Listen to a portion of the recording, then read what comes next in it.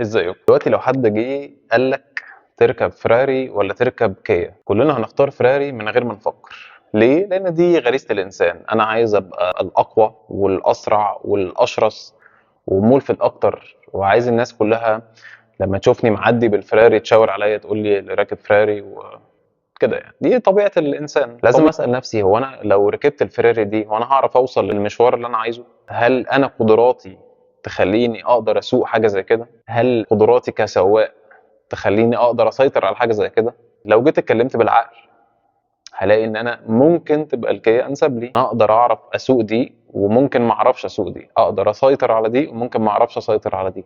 الكلام ده هو في الرياضه. لازم الاول لما اجي العب رياضه الاول احط خطه، اشوف انا عايز اوصل لفين الاول، وبعد كده اشوف امكانياتي الماديه، امكانياتي الجسمانيه، اشوف هل انا جسمي يقدر يوصلني اللي انا عايزه ده؟ طب يقدر يوصلني في قد ايه؟ طب ايه الطريق اللي انا همشي فيه عشان اقدر اوصل للتارجت بتاعي؟ اكيد في سبب في دماغي خليني اروح الجيم اتمرن حديد او اروح العب كروسفيت. فلازم الاول اعرف انا عايز ايه. هل انا عايز شيب بس، ولا عايز ابقى قوي، ولا عايز ابقى سريع، ولا عايز ابقى قوي وسريع مع بعض، ولا عايز ارفع اوزان ابقى ويت ليفتر؟ انا عايز ايه الاول؟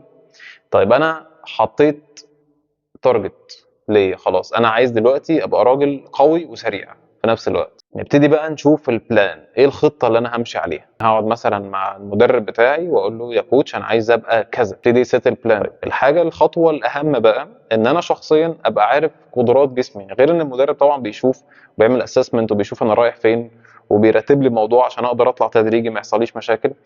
انا نفسي لازم ابقى حاسس بجسمي، لازم اتكلم مع جسمي، لازم اعرف انا قدرات جسمي تقدر توديني لفين. هل انا قدراتي تقدر تخليني ان انا اوصل للفول باور بتاعي او للتارجت بتاعي ان انا ابقى قوي وسريع في شهر؟ قدراتي تقدر توصلني في شهرين، في 3؟ لو انا بدور على الشيب، هل قدراتي وقدرات جسمي والجيناتكس بتاعتي توصلني ان انا اعمل الفورمه اللي بحلم بيها في 3 شهور؟ هل قدراتي تقدر توصلني ان انا اعمل الشيب ده في شهر؟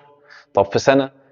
فالكلام ده كله لو انا ما حطوش في الاعتبار انا ولا هوصل للتارجت اللي انا عايزه، واحتمال كبير قوي تقابلني عواقب كتير قوي في النص. لو انا دلوقتي عايز اوصل لشكل كويس وانا حاطط في دماغي وعندي يقين تام ان انا الاوزان هي اللي هتوصلني للشكل ده، انا ممكن في اول اسبوعين يحصل لي اصابه عشان انا حطيت وزن خارج عن قوتي الجسمانيه، فيحصل لي مشكله كبيره ما اقدرش اوصل خالص.